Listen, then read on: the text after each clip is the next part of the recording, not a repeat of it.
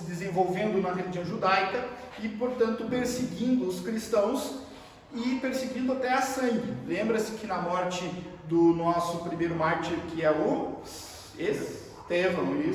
Estevão, que estava lá, Paulo, né, durante a morte de Estevão, né, ele colaborou para a morte de Estevão.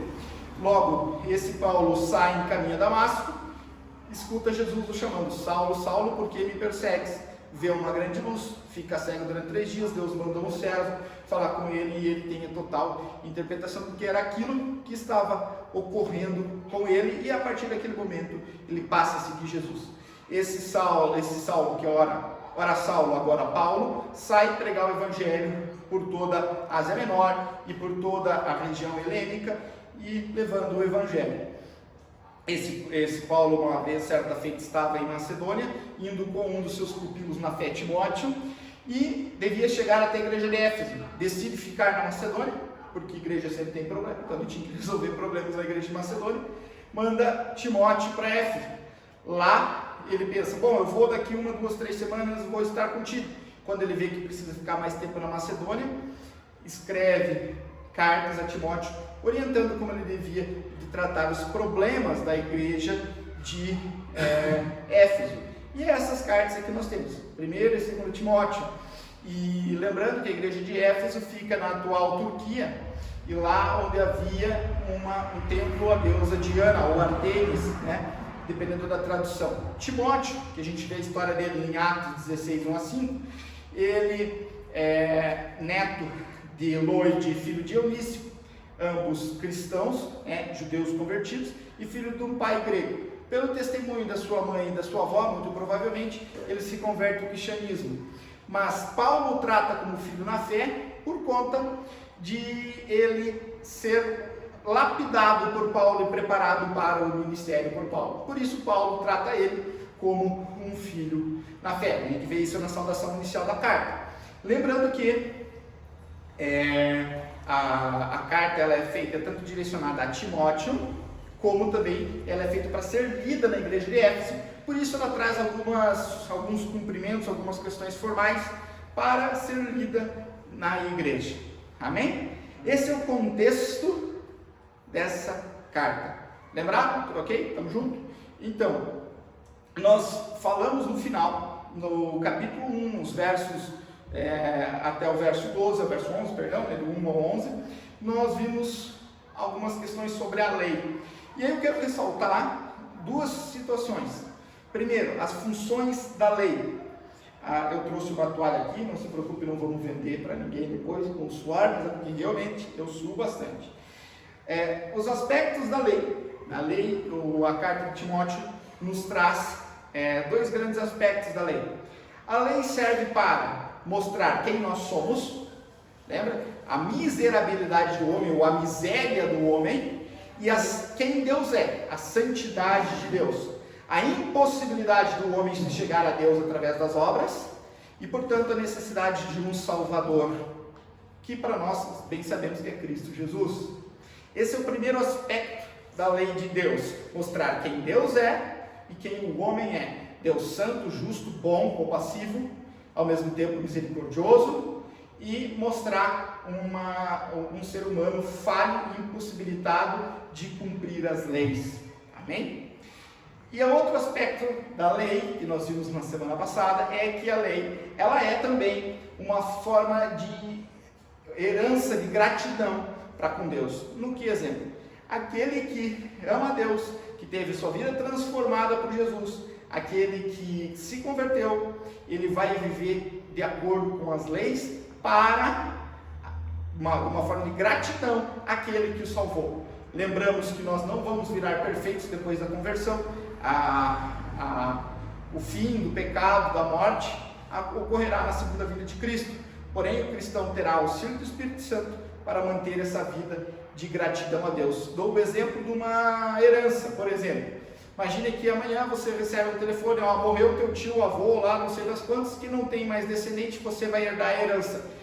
Quanto? 50 milhões de reais. Você provavelmente não venha com o mesmo carro, provavelmente não venha com a mesma roupa, você vai viver uma vida diferente conforme a herança que você recebeu. Uma comparação bem tacanha, mas para a gente poder entender.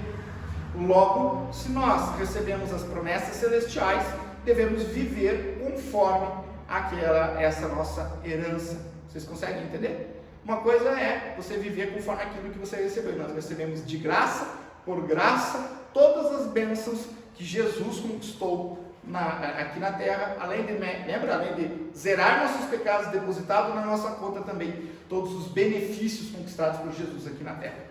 Logo, as leis servem para nos orientar como viver uma vida de gratidão a esse Deus que nos salvou.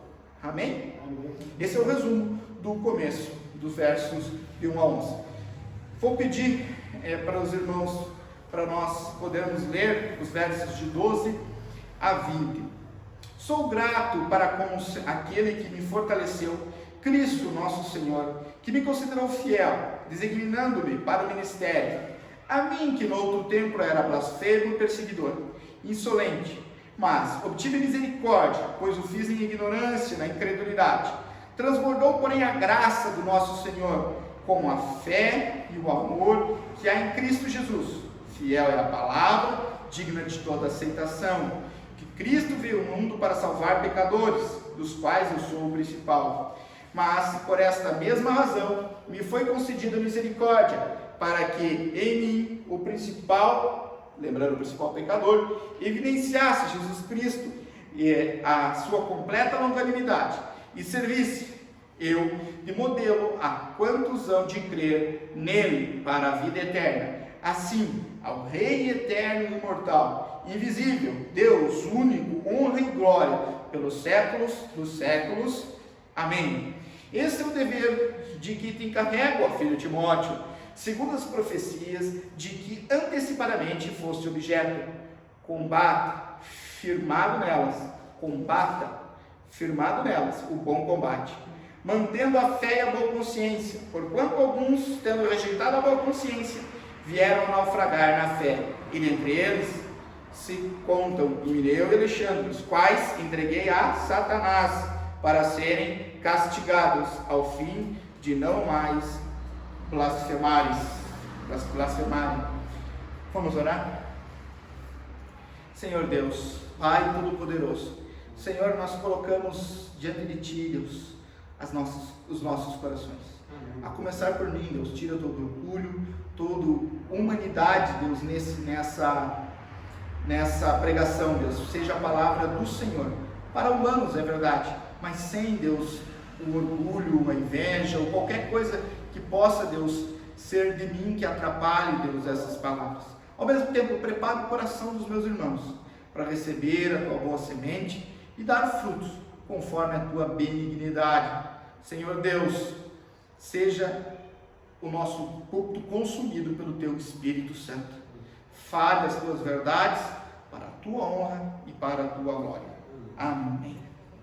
Irmãos, o verso 12, sou grato por aquele que me fortaleceu, Cristo Jesus nosso Senhor, que me considerou fiel, designando-me para o ministério.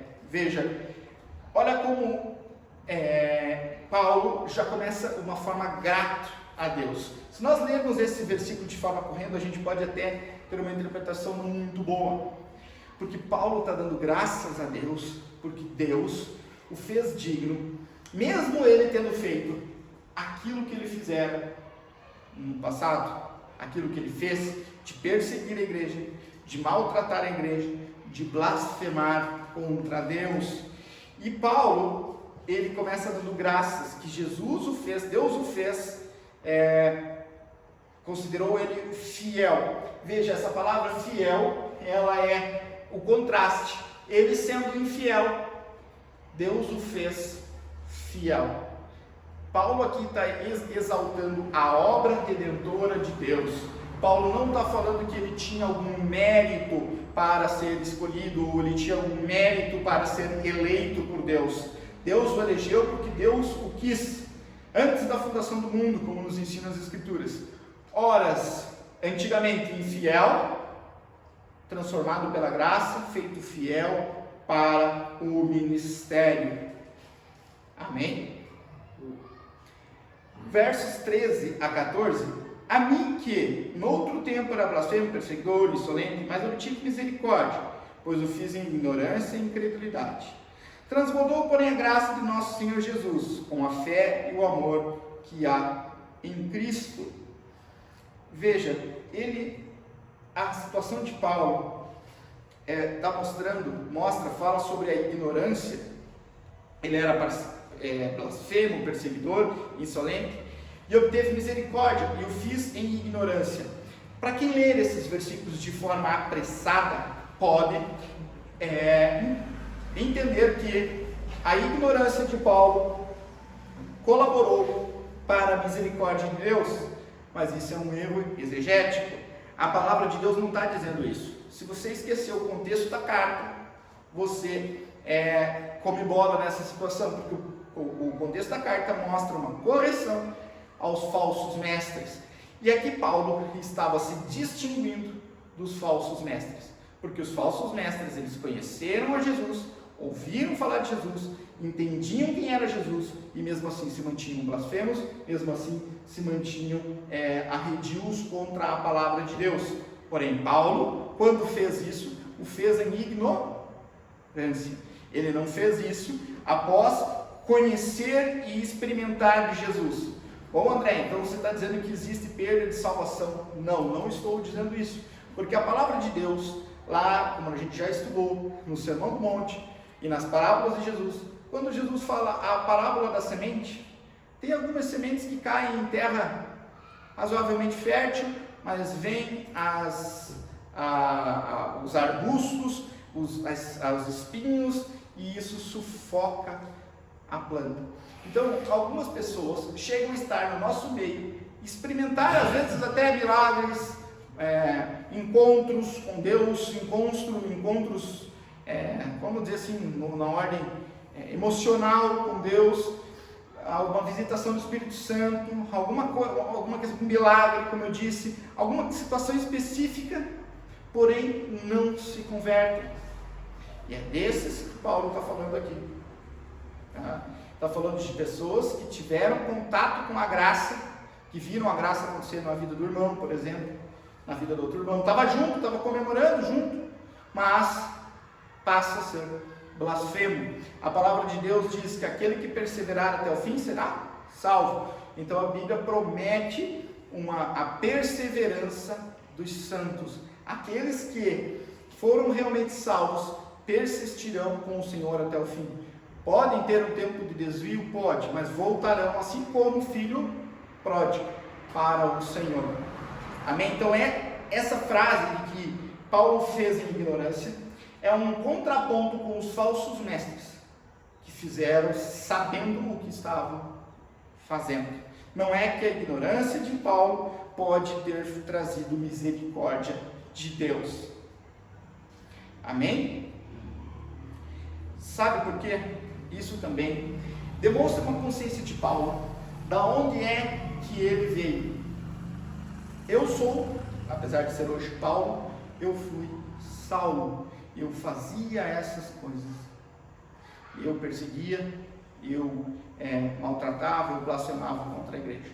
Isso é importante para que todos nós tenhamos em mente aquilo que nós éramos sem Cristo, porque aquilo que éramos sem Cristo é o que o mundo inteiro ou seja, pecadores, e nós não podemos nos vangloriar de sermos salvos.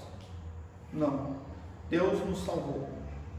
E Paulo tinha consciência humilde de quem ele era. Veja bem, Paulo tem uma frase do pastor Augusto Nicodemos Lopes que diz: Paulo recebeu aquilo que precisava de Deus e não aquilo que ele merecia. Vocês conseguem entender? Eu vejo muitos crentes dizendo assim: Deus me dá o que eu mereço, Pai, eu mereço luz do mundo, sol da terra, cabeça, não corpo, não cauda, não sei o que. Não, quando nós orarmos, nós temos que ter a certeza assim. Nós temos que orar de outra forma. Orar com a face curvada diante do Senhor e dizer: Senhor Deus, me dá aquilo que eu não mereço, Pai. Me dá aquilo que o Senhor conquistou na cruz por nós. Porque se for aquilo que mereço, é tão somente a morte e o inferno.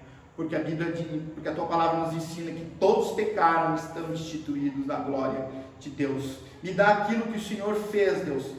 me dá aquele presente maravilhoso que eu não tenho como merecer, mas que o Senhor dá de graça, por graça, com graça para os crentes. Senhor, não dá aquilo que eu mereço, porque se for aquilo que eu mereço, é um inferno. Vocês conseguem entender a diferença de uma vida consagrada a Deus e de uma vida religiosa? A vida religiosa chega diante de Deus com barganhas, querendo dar carteiraço em Deus. Deus, eu sou assim, eu dou o dízimo, eu faço isso, eu sou aquilo outro. Então eu preciso disso, eu quero que o Senhor me dê, como se Deus fosse uma grande prateleira que a gente, eu quero isso, eu quero aquilo outro, vai encher o carrinho. Não.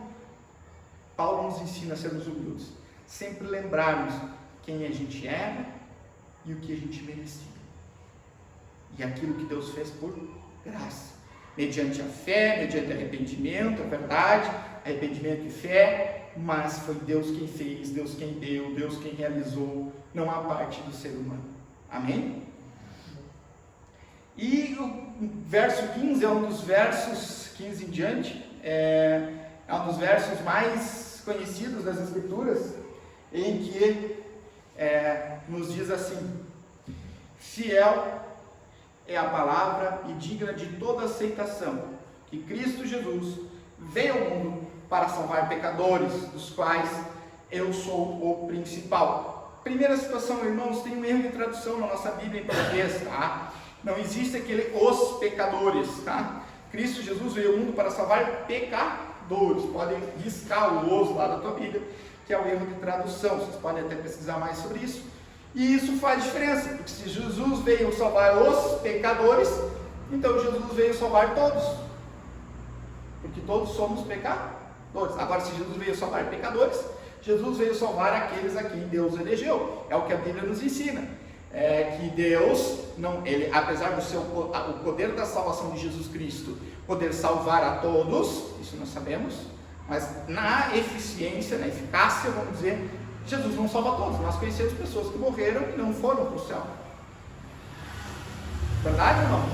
Ou alguém duvida que ainda Hitler, ou vocês esperam rever Hitler, Saddam Hussein, outras pessoas, vocês ainda têm esperança de vê-los no céu. Bom, que a misericórdia cabe a Deus, é verdade, mas muito provavelmente não os veremos lá, né?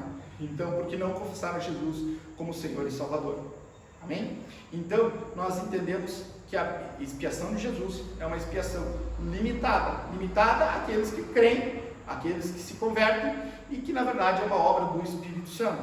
Jesus, Deus é que nos ilumina, Deus é que nos transforma, Deus que nos imputa a fé, e portanto o coração responde com arrependimento e a salvação do crente. Amém? Então veja, isso é importante a gente falar, porque senão a gente cai em alguns erros, como o universalismo. O que é o universalismo? Todos vão ser salvos, independentes da crença. É isso que a Bíblia diz? Não. Romanos 1 nos diz bem claro. Romanos 3:23, o salário 6:23, né? Todos os pecados destituídos da glória de Deus. 3:23, perdão, 6:23, o salário do pecado é a morte, né? Mas a salvação é um gratuito de Deus, através de Jesus Cristo. Então, nós não podemos interpretar desta forma. Então, por isso, corrijam lá, e realmente é um erro de tradução. E a nossa João Ferreira de Almeida ficou assim. Na século XXI, eu não sei, acho que já não está mais assim. Tá? Hã? Não? Já corrigiu? Isso. A século XXI corrigiu. E esse versículo nos traz 6 verdades. Cristo veio ao mundo para salvar pecadores. Jesus não veio para fazer milagre. Jesus não veio para ser filósofo, profeta, executivo, psicólogo, empinador de pipa, qualquer coisa desse tipo. Jesus curou, Jesus ressuscitou mortos, mas o que ele veio chamar pessoas ao arrependimento, ou seja, salvação ao pecador. Vim para buscar as ovelhas perdidas da casa do meu Pai. É para isso que Jesus veio. Amém? E não para ser um teatro em que hoje a gente estuda Jesus como um exemplo, como os espíritas eles blasfemam ao dizer que Jesus é só um exemplo. Não, Jesus é o Salvador do mundo, é diferente. Ou os testemunhos de Jeová que dizem que Jesus não era Deus. Não, Jesus é o homem e Deus que veio para salvar a humanidade. Não, Jesus, ele é um homem que veio para salvar a humanidade, porém a humanidade precisa de obras? Não, Jesus veio para salvar de forma completa o ser humano. Amém? A segunda verdade: o mundo é feito por pecadores. Pecadores no sentido de transgressores da lei. O homem nasce no pecado. Qual pecado? Aquele pecado que é nos nossos representantes, Adão e Eva, na desobediência de Deus. Há uma alteração na criação que faz com que a criação toda esteja sujeita ao pecado. Exemplo, está vendo a barba branca aqui? O meu físico envelhece. O irmão não consegue sair correndo jogar um futebol. Por quê? Porque nós sofremos dores físicas, né? Talvez alguém aqui tenha um dedo torto, um braço torto, uma dificuldade física, tem que tomar um remédio, ou tem um problema de saúde. Isso demonstra que a natureza de Deus, ela caiu de forma física. Porém, de forma emocional também nós caímos. Quantas vezes já tivemos vontade de desistir de tudo? Quantas vezes nós ficamos depressivos? Quantas vezes nós nos enraivecemos de uma forma tão grande ao ponto de xingar o outro irmão? Quantas vezes nós nos sentimos orgulhosos? Eu não vou pedir desculpa para aquele irmão. Então, ou eu não vou mais vir na igreja, ou eu não vou mais orar porque eu estou sentindo que Deus me abandonou. Muitas pessoas pensam assim. E isso é porque o nosso psicológico também foi afetado pela queda. E o tão importante quanto o espiritual também foi afetado pela queda. Nós estamos separados de Deus, a Bíblia já ensina. E outra coisa interessante, o espiritual caiu porque nós não conseguimos nos aproximar de Deus. O espiritual também foi caído. E tem uma coisa interessante, tá? Quero deixar registrado isso aqui. Nosso livre-arbítrio também caiu, tá? Se dependesse de nós sempre, a Bíblia nos ensina que sempre nós vamos escolher o mal. Nós precisamos de uma iluminação especial do Espírito Santo, que nos convence do pecado, do juízo, daí da justiça, e portanto assim a gente pode crer. Sem a iluminação do Espírito Santo, nós não temos livre-arbítrio. Tá? Só quem teve livre-arbítrio foi Adão e Eva. Nosso livre-arbítrio caiu junto com todo o ser humano. O ser humano caiu de forma integral, corpo, alma e espírito. Amém? Conseguiram entender? Mas então eu não posso escolher Deus de forma livre? Não. Deus, Ele nos escolheu, Deus, Ele coloca em nós Ele tira a escama dos nossos olhos, aí sim nós podemos ver Deus. Amém? O mundo é feito de pecadores, e os pecadores estão perdidos, e essa palavra perdidos é perdição eterna, e não podem fazer nada, porque a Bíblia nos diz que nós estamos mortos para pecados, nós estamos mortos em nossos pecados, nós somos surdos, nós somos cegos, nós temos escamas nos nossos olhos, é o que eu estava falando até agora. O pecado não só nos condena, o pecado não só nos condenou, mas o pecado nos corrompeu. Por isso a Bíblia começa a ter algumas situações como: maldito é o homem que confia no homem, porque do homem não pode vir a salvação, porque o homem é corrompido. Lançai as suas esperanças no Senhor. Por quê? Porque se nós lançarmos as esperanças nesse mundo caído, ou em alguma pessoa que foi afetada pelo pecado, nós vamos tropeçar. Se a nossa esperança é o pastor, nós estamos perdidos. Se nossa esperança é o irmão fulano de tal, nós estamos perdidos. A nossa esperança tem que ser Cristo. Vinde a mim, vós que estáis cansados e sobrecarregados, pois eu vos aliviarei. Outra verdade desse ponto, Paulo ressalta a verdade de Cristo, que veio ao mundo, sentiu as dificuldades do homem, porém não pecou. Jesus não estava no mundo, ele veio ao mundo, esvaziou-se da glória, e veio ao mundo. Jesus não estava no mundo, Jesus estava com Deus, Jesus estava com Deus desde a criação, Jesus é eterno porque Ele é Deus. Ele desfaz-se da glória e vem para a terra. A gente comemora isso num dia específico, chamado Natal. Natal a gente está comemorando esse esvaziamento da glória de Deus, o amor tão grande de Deus, ao ponto de Jesus se esvaziar da glória de Deus e se encarnar e entrar na barriga, ser infundido, vamos dizer assim, pelo Espírito Santo na barriga de Maria. Não é necessariamente o nascimento ou o momento do parto de Jesus que nós estamos comemorando no Natal. Nós comemoramos há pouco no Natal justamente essa maravilhosa graça de Deus, que faz Deus se esvaziar e vir à terra. E isso é verdade. Jesus veio, Jesus não estava aqui. Jesus estava com Deus, Jesus era Deus. Lembra, no princípio era o Verbo estava com Deus e o Verbo era Deus. Por meio dele, para ele, foram feitas todas as coisas.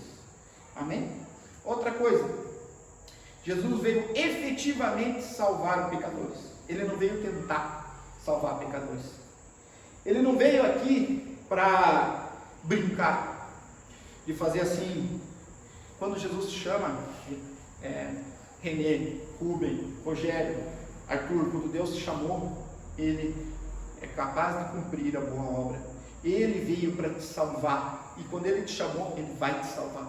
Não existe como negar a graça redentora de Jesus. Chama-se graça irresistível. Jesus não veio para dizer assim: olha, venha a mim e tente vir até mim, tente buscar a minha graça. Não, Jesus infunde a graça na pessoa. Vou dar um exemplo. Imagina uma criança sentada no chão, pegando o seu cadarço e puxando. Para quê? Para tentar ficar em pé. Assim é o homem que diz ter parte na salvação, que diz que escolheu Jesus. Eu escolhi Jesus porque eu escolhi Jesus, porque eu aprovo ao meu intelecto, ao meu coração, à minha alma, escolher por Jesus. Isso é impossível. É como uma criança puxando o cadarço para cima, tentando ficar em pé. Não, nós não podemos ajudar a graça. Jesus veio, te chamou, te justificou, te salvou e te glorificou. Romanos capítulo 8. Então, Jesus não veio para brincar, você é um quase salvo. Não, Jesus veio para te salvar. E se Ele salvou o maior, sexta verdade, se Ele salvou Paulo, um fariseu, maior dos pecadores, principal, como ele se diz, por que não pode salvar ainda hoje?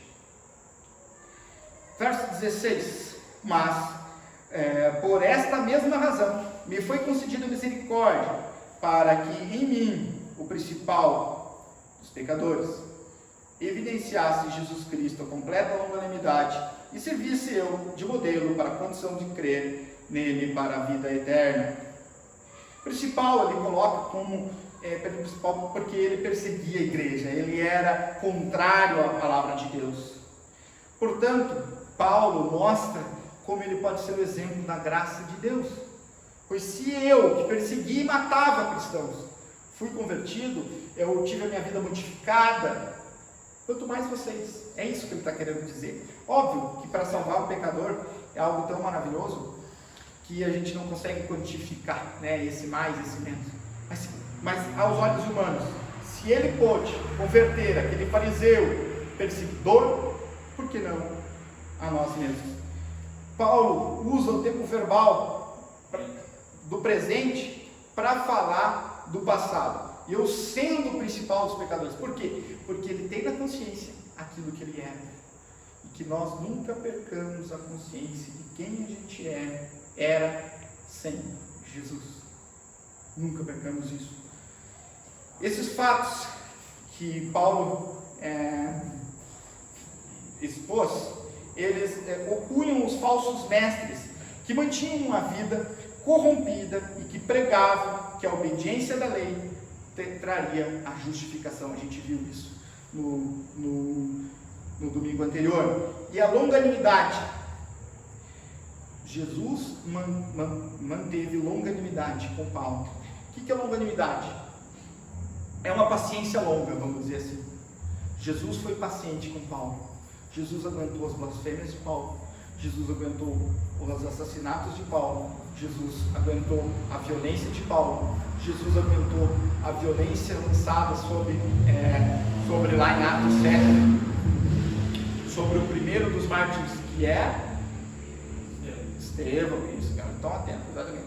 Ele estava fazendo o que ele aprendeu desde criança. Exato, mas Jesus podia ter mandado um raio e destruído ele, mas não, Deus não fez isso. Deus manteve longanimidade. Porém, volto a dizer, o fato dele fazer em ignorância não faz dele livre do pecado. Ele fez em ignorância, fez porque é isso que ele aprendeu, mas isso o faz pecador, como um islâmico. Nasce conhecendo o Corão, nasce adorando outro Deus que não o nosso Deus, e através de um outro profeta que não pode levar a Deus. O fato dele não ter consciência, não é isso, porque a Bíblia diz que até a natureza proclama a sua glória, portanto ele se torna inexcusável. Isso está em Romanos. Isso não faz com que ele seja indesculpável. Porém, é verdade, ele fez o que aprendeu. E lá, mesmo assim, Jesus teve longanimidade para com ele. E Paulo passa a ser exemplo, como ele diz, da glória de Deus e também da vida cristã. Ele a palavra correta seria protótipo, um exemplo, uma maquete do que seria a vida dos outros cristãos. Porque tem uma outra frase do pastor Augusto Nicodemos Lopes que é bem interessante. O evangelho não foi para ele uma mera especulação, mas foi uma transformação para a sua vida. Amém? Aí vem o verso 17. Ao Rei eterno, imortal, invisível, Deus único, honra, glória pelos séculos dos séculos. Amém. Veja, esse texto chama-se uma pequena doxologia, é uma confissão de fé, uma expressão de fé advinda também de forma em adoração, porque, veja, Paulo está falando de coisas extremamente especiais, que é a salvação do homem, a modificação do ser humano, a salvação vinda de graça por Jesus, Jesus elegendo, Jesus cumprindo a salvação, Jesus vindo para salvar pecadores que não tinham como ter um perdão se não fosse através de Jesus, etc, etc. E aí eles maravilham diante disso e falam: ao Rei eterno, imortal, invisível, Deus único, honra, glória pelos séculos dos séculos. Amém. Rei eterno, que significa que não tem, primeiro, Rei eterno, alguém que governa, alguém que está no controle. Deus é Rei, mesmo com o coronavírus. Deus, a sua soberana mão, está sobre a terra. Deus é quem dá a salvação. Imortal significa que não sofre corrupção. A morte só existe porque existe o pecado. Lembra? Então, essa corrupção que nos leva à morte, Deus não recebe. Deus é imortal. Deus, ele é atemporal. E Deus não recebe essa corrupção. Então, a palavra de Deus, ela é santa, justa, boa, agradável, eterna. Porque Deus não recebe corrupção. E invisível, o Evangelho de João, capítulo 4, verso 24, Jesus diz que Deus é Espírito.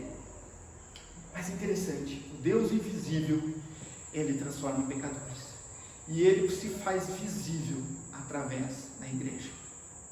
Agostinho de Hipona, por exemplo, um homem que tudo teve, viveu em todas as fanfarrices que o mundo podia dar. Homem rico, inteligente, sábio. Não, inteligente, sábio é outra coisa. De repente Deus manda ele ler a Bíblia. Lembra? Ele está e começa a ouvir uma voz de criança: tome, lede, pega e lê, pega e lê, pega e lê. Ele abre as Escrituras, ele encontra um Deus que demonstra a sua felicidade, a sua salvação, a sua glória, a salvação de pecadores pela graça, e não em bebedeiras, não em orgias, não lembro direito do versículo, mas mostrando que Deus o salva por sua misericórdia, e que lá ele encontraria a felicidade eterna. Pois bem, Agostinho sai e é um dos maiores teólogos de todos os tempos. Todo mundo deveria ler alguns dos livros de Agostinho, a começar com o livro As Confissões de Santo Agostinho, A Trindade e Cidade de Deus. São 3 livros de livre-arbítrio, 4 livros muito bons de Santo Agostinho. Outro homem, Martinho Lutero, que saiu, após a sua conversão, quebra com toda a estrutura religiosa que estava levando as pessoas para o inferno, e ele transforma o mundo, nunca mais foi mundo por conta daquilo que Lutero fez. Então, o Deus invisível se fez visível através da sua igreja. Só existe universidade por causa de Martinho Lutero, só existe educação pública por causa de Martinho Lutero, só existe direitos humanos, os verdadeiros, não os que tem por aí, por causa de Martinho Lutero, só existe paz por conta da livre interpretação das Escrituras, ao acesso às Escrituras, mostrando que Deus é amor, Deus não quer homicídio, Deus não é patricida, não é matricida, lembra? A gente já viu isso. E, portanto, assim pode se construir a maioria das constituições do mundo inteiro, no mundo ocidental. Martin Lloyd Jones, o segundo melhor médico do Reino Unido, deixa tudo para pregar o Evangelho. Médico substituto da rainha, Dr. Martin Lloyd Jones, deixa tudo para pregar o Evangelho. Leiam o livro Pregação e Pregadores de Martin Lloyd Jones, o livro Os Sermões do Monte, comentários do Sermão do Monte, 900 páginas mais ou menos, 600, 900, não lembro. Dr. Martin Lloyd Jones, maravilhoso, um homem cristão genuíno e que fez o Deus invisível visível através da igreja. Amém? Deus único, Deus único, o único que é em essência, incomparável. Por que ele fala isso? Estávamos no meio da cidade do templo odiando. Não, só existe um Deus único, Deus incomparável. E os versos finais, antes da aplicação, verso 18. Este é o dever que encarrego a filho Timóteo, segundo as profecias que de antemão fosse objeto de combate, firmado nelas o bom combate. Ai, falou em profecias, eu começo a ter medo, Algumas pessoas pensam, mas que profecias são essas? Se vocês lerem 1 Timóteo 4,14, Paulo e alguns presbíteros impõem as mãos sobre Timóteo, e lá ele recebe o encorajamento, profecias de alguns irmãos, dizendo que ele seria um líder de Deus, e também recebe alguns dons específicos para o ministério. Não significa que ele receba o Espírito Santo, não, porque a gente recebe o Espírito Santo conforme nós cremos. Não existe um batismo com o Espírito Santo depois da conversão, mas ali ele recebe um dom especial. E Paulo está dizendo, lembra daquilo que Deus fez por você, quando você entrar nas dificuldades. E é isso que nós temos que lembrar. Deus, quando fala conosco, nós temos que guardar aquilo que Deus nos deu. Lembra? Incomparáveis são tuas promessas. Firme nas promessas de Jesus, firme naquilo que Jesus falou para nós. Isso, de certa forma, nos dá uma questão interessante, sabe? Deus não vai mandar a gente para outro lugar até que se cumpra aquilo que Ele mandou a gente fazer. Deus não é um Deus brincalhão, você hoje tem que estar aqui, amanhã você tem que estar lá, outro amanhã tem que estar lá, e no final você não está em igreja nenhuma, fazendo nenhuma coisa da obra de Deus. Então, que nós cuidemos, que nós saiamos de um ponto para outro ponto, tão somente quando Deus ordenar e quando terminar o motivo pelo qual nós estávamos no primeiro ponto. Conseguiram entender? Se Deus manda a gente ir de um ponto A para um ponto B, se a gente quer ir de um ponto A para um ponto B, a gente só deve ir quando Deus realmente nos ordenar para ir para o ponto B. E quando nós terminarmos aquilo pelo qual Deus mandou a gente ir para o ponto A. Amém? Terminando, verso 19. Mantendo a fé e a boa consciência, porquanto alguns, tendo rejeitado a boa consciência, vieram naufragar na fé. E dentre estes continham Himeneu e Alexandre, os quais entreguei a Satanás para serem castigados ao fim de não mais blasfemarem. Os falsos mestres rejeitaram a boa consciência, ou seja, eles se afundaram nos pecados. Se afundaram tanto no pecado, ao ponto de naufragar na fé. André, então existe perda de salvação? Não, mas os homens provavelmente não foram salvos.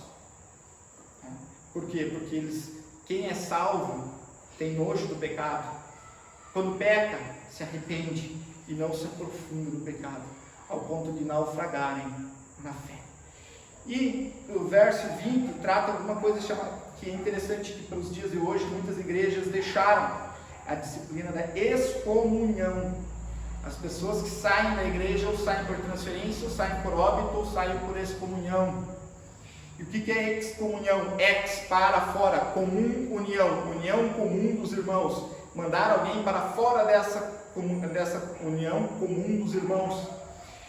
Isso significa que a pessoa não pode mais receber a ceia do Senhor, que a pessoa está fora da comunidade cristã. Ela pode ser um visitante na igreja, mas ela não pode mais fazer parte dos ministérios da igreja e da ceia do Senhor, porque ela não está em comunhão com a igreja. Isso demonstra algumas verdades. Desde sempre a igreja tem que ter membresia. Tem muita gente que diz: eu sou um desigrejado. Não existe desigrejado para Deus. A gente tem que viver em comunhão com o corpo de Cristo. Aqueles que não estão em comunhão estão em pecado. E a Bíblia diz que a comunhão serve para que eles se arrependam. Porque se arrependerem e voltarem, a igreja está de porta aberta para receber. E se não se arrependerem, estão assinando a sua própria condenação. E por que ele diz: eu deixei eles para Satanás? Uma palavra que seria forte hoje no mundo do politicamente correto. Por quê? Porque quando nós tiramos essa pessoa da igreja, nós estamos mandando ela para o mundo. E quem é o Senhor deste mundo? Satanás. Então é por isso, estou mandando eles para Satanás, para não conviver com a igreja. Eles estão em excomunhão. Amém? Entendemos o texto mais ou menos? Eu trago 3 reflexões sobre esse texto. Deus, Ele nos concede tanto a graça para a salvação, quanto para realizar a obra dele neste mundo. E essa graça deve ser a base da nossa fé. Aquilo que Deus fez, salvação, redenção, conversão, salvação, redenção, tudo deve ser a base sólida da nossa fé. Nós devemos basear a nossa fé naquilo que Deus fez, e não naquilo que nós vemos e naquilo que nós pensamos, no sentido de sentimentalismo. Mas se eu me sentir bem aqui eu estou. Não. A nossa fé, ela deve ser baseada na conversão. Por isso que Paulo tinha bem claro aquilo que ele era e aquilo que ele é. E isso é o que realmente movia o coração. E aí veio a minha pergunta: quando você fala sobre a sua conversão, teus olhos ainda brilham? Você ainda é grato por aquilo que Deus fez? Você ama aquilo que Deus fez na sua vida? Você lembra de vez em quando daquilo que Deus fez? Eu posso dizer um pouco da minha vida.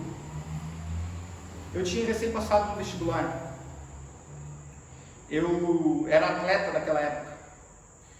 Deus me deu um período muito próspero na minha vida intelectual. Eu tinha acesso a qualquer menina que eu quisesse naquela época. Podia sair com os meus colegas, podia beber. Só que tudo isso só me trazia desgosto. Eu lendo a Bíblia, um dia fui convidado a ir num culto, e lá me apresentaram Jesus como Senhor e Salvador. E eu disse: eu sou orgulhoso, eu sou metido, eu sou ridículo, eu sou pecador, e eu preciso desse Senhor. Eu tinha tudo para acabar, vamos dizer assim, orgulhoso demais ao ponto de morrer sozinho. E Deus, com sua soberana misericórdia, me deu uma família, me deu uma esposa, me deu filhos, me deu pessoas para amar. E amar uma profissão que estava sendo para mim uma pedra, iria ser para mim uma pedra de tropeço sem Jesus. Quando eu lembro disso, eu agradeço a Deus. Eu nem sei se estaria vivo. Talvez iria para as drogas, talvez iria para bebedeiras, para orgias. Não sei onde Deus ia me levar, onde o diabo me levaria, perdão. Mas eu sei de onde Deus me tirou. e se isso não alegrar a nossa vida, se isso não for a base sólida da nossa fé, aquilo que Deus é, aquilo que Deus faz, nós podemos tropeçar. Quando vierem as tempestades, será que realmente eu sou salvo? Será que realmente eu estou fazendo a obra do Senhor? Olha onde você está indo e olha o que Deus fez por você. Essa vai ser a resposta. Agora, se você continua amando o pecado, se você continua não querendo provar desse amor, então provavelmente você não foi salvo. Filhos na graça, nós não podemos sair de um ponto até termos certeza do chamado para outro. Eu já falei sobre isso. Devemos realizar aquilo que fomos chamados com a maior dedicação possível, enfrentando todos os desafios, e certo que Deus está conosco nas batalhas. Eu falei do ponto A para o ponto B, mas eu quero ressaltar agora o ponto A. Deus está conosco. Imagina o seguinte: Renê, você vai casar. Você confiaria de eu pegar você, tua esposa, botar dentro de um carro, tá? Futura esposa, né? Vamos viajar daqui até Manaus. Só que eu não vou dormir, eu vou viajar daqui direto até Manaus. Opa, peraí, eu já não vou. O cara vai dormir, vai morrer. São 5 mil, 6 mil, 7 mil quilômetros, sei lá. Até São Paulo. Até São Paulo vai, mano, passando disso.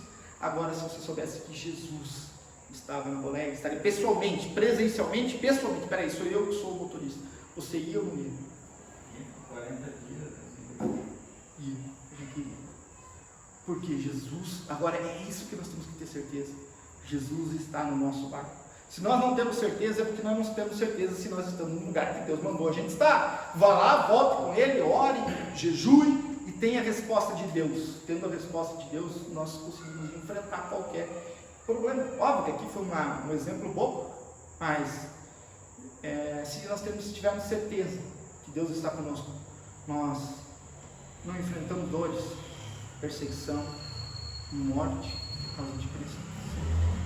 Vou contar uma historinha e depois vou encerrar com um outro ponto, mas essa história é real, tá? A história dos 40 soldados de Sebá. Não sei se vocês conhecem. Eram 40 soldados de uma legião romana e o imperador Licínio pediu para que todos adorassem o imperador. Esses 40 soldados eram cristãos e eles falaram: não, nós não vamos adorar o imperador.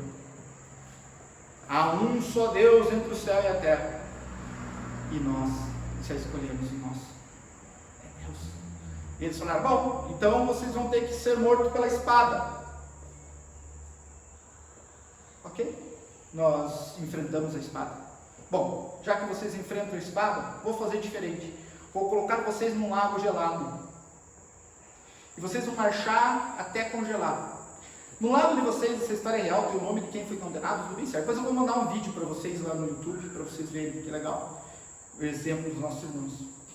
Eles colocaram um bath, que se chama uma sauna, do lado do lago.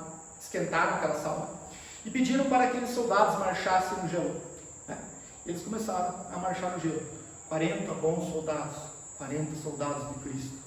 40 bons soldados marchando. 40 soldados de Cristo. 40 bons soldados. E a temperatura? O lago ele congela durante a noite. Então eles já estavam tendo aquele creque do gelo. 40 bons soldados. 40 soldados de Cristo. E a voz ficando fraca. Até que um decide: não quero mais. Eu vou para a banheira quente. Ele sai, pula depois e vai para a banheira quente. E ir para a banheira quente é mostrar que o imperador era seu Deus, porque só o imperador poderia te aquecer do frio. Entenderam o contexto? Então ele desiste e vai para a banheira. E aqueles homens continuam. 39 bons soldados. 39 soldados de Cristo. Nisso, o centurião romano, que estava ali cuidando deles, tira a roupa, fica só com a roupa de baixo, se joga naquela lagoa e começa a cantar. 40 bons soldados, 40 soldados de Cristo. E os 40, um somente sobreviveu. Não um que desistiu, morreu com choque térmico. Só um sobreviveu. Todos os 39 foram mortos. E você acha que Jesus não estava com eles? Quem deu força para eles? É muito fácil morrer pelos amigos e morrer pelos inimigos. Exemplo para o mundo. E se nós devemos nos cuidar, porque nós, os guris que são mais jovens, talvez, no meu caso já estou na minha faixa, então sejam meus filhos, porque talvez nós vamos ser martirizados por conta de Cristo, como o mundo está andando desta forma. Mas lembremos, 40 bons soldados, 40 soldados de Cristo. Será que Deus pode te perdoar ainda? Ainda mais como agora que você é filho. Pensa, se Deus converteu um coração duro de um fariseu. Jesus passa o ministério inteiro batendo nos fariseus, né? Toda hora, dando mini tapas de luva na cara dos fariseus. E Deus escolhe um fariseu com o coração duro e faz ele virar um homem de Deus. Isso para salvação. Mas essa salvação não veio sem arrependimento e fé. Jesus perdoou, esqueceu os pecados dele. E eu sei que aqui todos quase, eu não sei dizer todos, mas acho que todos são crentes, já tiveram a experiência da conversão. Mas e os nossos pecados atuais? Você acha que Deus não vai perdoar? Irmão Rogério, irmão, que nós que somos pais, às vezes nossos filhos fazem cada um que nós não aguentaríamos de ninguém, só dos nossos filhos, né? E Deus se chama Pai, se apresenta para nós como Pai. E aí eu digo, Deus não pode ainda nos perdoar. Então devemos nos arrepender dos nossos pecados, porque Ele ainda hoje quer perdoar nossos pecados. E eu sei que cada um tem uma luta. Às vezes agora nós estamos entre homens, alguns lutam contra a pornografia, alguns lutam com a bunda da vizinha, outro luta com cigarro, outro luta com comer demais, outro luta com palavrão, outro luta com dinheiro, outro luta com mentira, outro luta com qualquer outra coisa. Mas Deus pode perdoar e sarar o nosso coração. Amém? Vamos orar. Senhor Deus, Pai, perdoa os nossos pecados, Pai. Senhor, reconhecemos que vivemos do lamaçal do pecado e sem o Senhor nós não somos nada. Senhor Deus, Pai, renova os nossos corações, o nosso ânimo na salvação que o Senhor nos deu. Pai, aquilo que o Senhor conquistou na cruz, seja gravado nos nossos olhos, grava a eternidade nos nossos olhos, Pai. Tira de nós todo o apoio, toda a bengala que seja deste mundo, Pai, mas que nós nos apoiemos na verdade das Escrituras, na verdade evangélica das Escrituras, do Evangelho da graça do Senhor Jesus. Pai, que nós possamos ter o coração arrependido, Pai, pelos nossos pecados. Eu não sei a dificuldade de cada um aqui hoje, Deus, mas Deus nos dá força como homens, para que pegamos o estandarte e levemos, Deus, lutemos até a última gota de sangue contra o pecado. Senhor Deus, nos livra do mal. Amém e amém. Irmãos, vamos louvar a Deus mais uma vez com o cântico Santo, Santo, Santo. Amém?